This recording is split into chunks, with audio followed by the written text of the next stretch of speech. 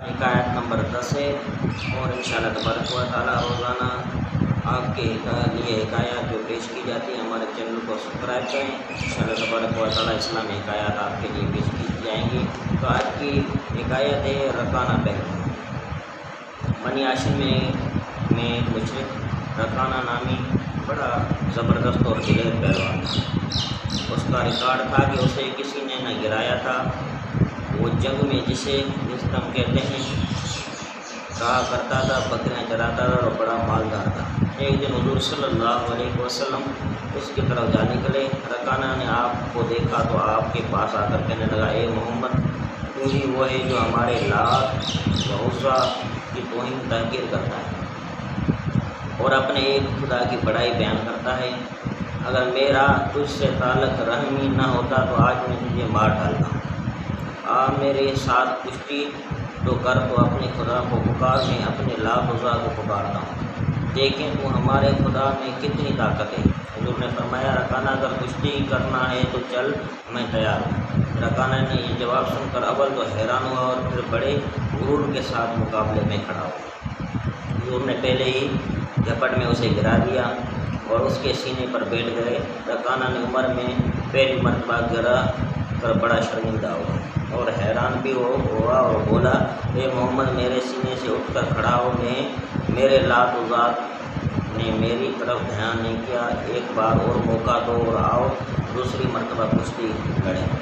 حضور سینے سے اٹھ کر کھڑے ہوئے اور دوبارہ کشتی کے لیے رکانہ بھی اٹھا۔ حضور نے دوسری مرتبہ بھی رکانہ کو پل بھر میں گرا لیا۔ رکانہ نے کہا، اے محمد، معلوم ہوتا ہے آج میرے لات و ذات مجھ پر ناراض ہے اور تمہارا خدا تیری مدد کر رہا ہے۔ خیر، ایک اور مرتبہ ہو، اب کی دفعہ لات و ذات ضرور میری مدد کریں گے۔ حضور نے تیسری مرتبہ کشتی بھی منظور فرمائی اور دوسری مرتبہ بھی حضور نے ایسے پچھاڑ دیا۔ اب تو رکانہ بڑا ہی شرمندہ ہوا اور بولا، اے محمد، میری بکریوں میں جتنی چاہو بکریاں لے لو۔ حضور نے فرمایا، رکانہ، مجھے تمہاری بکریوں مال کی ضرورت نہیں، ہاں مسلمان ہو جاؤ تاکہ جہنم سے بچ جاؤ گے۔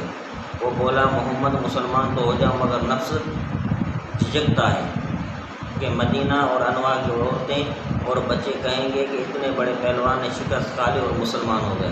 حضور نے فرمایا، تیرا مال تجھے مبارک، یہ کہہ کر آپ تشریف لے آئے اور ادھر حضرت ابو بکر و عمر رضی اللہ تعالیٰ عنہ آپ کی تلاش میں تھے اور یہ معلوم کر کے حضور کی وادی رضم کی تشریف لے گئے ہیں، متفکر تھے کہ اس رکانہ پہلوان رہتا ہے مبادن حضور کو ایذا دے۔ حضور کو واپس تشریف لاتے دیکھ کر دونوں حضور کی خدمت میں حاضر ہوئے اور عرض کیا، یا رسول اللہ، آپ ادھر اکیلے کیوں تشریف لے گئے تھے جب اس طرف رکانہ پہلوان جو بڑا زوراور اور دشمن اسلام رہتا ہے؟ حضور یہ سن کر مسکرائے اور فرمایا، جب میرا اللہ ہر وقت میرے ساتھ ہے پھر کسی رکانہ وکانہ کی کیا پرواہ ہے؟ لو اس رکانہ کی پہلوانی کا قصہ سنو۔ چنانچہ حضور نے سارا قصہ سنایا۔ صدیق اکبر فاروق اعظم رضی اللہ تعالیٰ عنہ سن کر خوش ہونے لگے اور عرض کیا، حضور، وہ تو ایسا پہلوان تھا کہ آج تک اسے کسی نے گرایا ہی نہ تھا، اسے گرانا اللہ کے رسول ہی کا کام ہے۔ تو سبق اس سے ہمیں یہ حاصل ہوا، ہمارے حضور ہر فضل و کمال کے منبع مخزن ہے اور دنیا کی کوئی طاقت حضور کے مقابلے میں نہیں ٹھہر سکتی، اور مخالفین کے دل بھی حضور کے فضل کمال کو جانتے ہیں لیکن دنیا کی آر سے اقرار نہیں کرتے۔ یعنی مخالفت کو بھی بتائے کہ حضور کی شانیں اور حضور کا مقام کیا ہے، پر یہ کہ دنیا کی شان اور جھوٹی توقیر کی وجہ سے وہ ظاہر نہیں کرتے، مگر ہمارے حضور کی شان اللہ تبارک و تعالیٰ نے بلند بالا فرمائی ہے۔